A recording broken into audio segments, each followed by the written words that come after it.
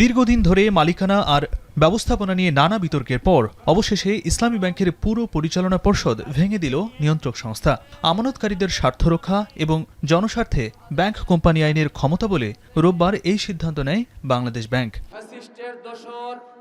একই সাথে ব্যাংকের প্রশাসনিক ও পর্ষদীয় যাবতীয় ক্ষমতা প্রয়োগ ও দায়িত্ব পালনের জন্য বাংলাদেশ ব্যাংকের নির্বাহী পরিচালক মোহাম্মদ জহির হোসেনকে নিয়োগ দেওয়া হয়েছে।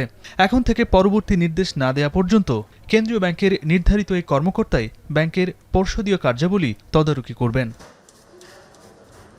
এদিকে তীব্র তারল্য সংকট কাটিয়ে উঠতে ইসলামী ব্যাংককে ২৫০০ কোটি টাকার বিশেষ ঋণ দিয়েছে বাংলাদেশ ব্যাংক।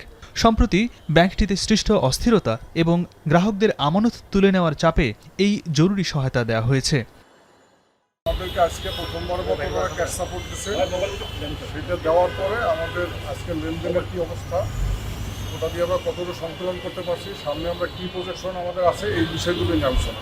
অ্যারাউন্ড ১২০০ কোটির মতো আমাদের উদ্যোগ হইতেছে গত ২ দিন ধরে। গ্রাহকদেরকে আমরা আশ্বস্ত করতে চাই, ইনশাল্লাহ আজকে যখন আমরা সেবা দিচ্ছি আমাদের সেবার মান প্রতিনিয়ত আরও বাড়বে, কালকে তারা আরও বেটার সার্ভিস পাবে, আরও বেটার সার্ভিস। সংকট সামাল দিতে সম্প্রতি কেন্দ্রীয় ব্যাংকের কাছে ১০,০০০ কোটি টাকার বিশেষ তারল্য সহায়তা চেয়ে আবেদন করে ইসলামী ব্যাংক কর্তৃপক্ষ, যার পরিপ্রেক্ষিতে প্রাথমিকভাবে ২৫০০ কোটি টাকা সহায়তা দেওয়ার সিদ্ধান্ত নেয় বাংলাদেশ ব্যাংক। মূলত ঈদের পর থেকেই নতুন চেয়ারম্যান নিয়োগকে কেন্দ্র করে উত্তেজনা দেখা দেয় ব্যাংকটিতে। সচেতন গ্রাহক ফোরামের ব্যানারে একদল গ্রাহকের টানা আন্দোলনের মুখে সাধারণ আমানতকারীদের মধ্যেও ছড়িয়ে পড়ে আতঙ্ক। ফলে ব্যাংকটি থেকে বিপুল পরিমাণ আমানত তুলে নেয় গ্রাহকরা।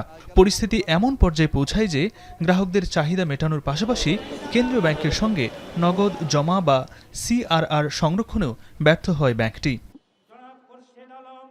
কেন্দ্রীয় ব্যাংকের এমন দ্বিমুখী পদক্ষেপের পর দেশের সবচেয়ে বড় শরিয়া ভিত্তিক এই ব্যাংকের অস্থিরতা কতটা কাটে এখন সেটাই দেখার বিষয়।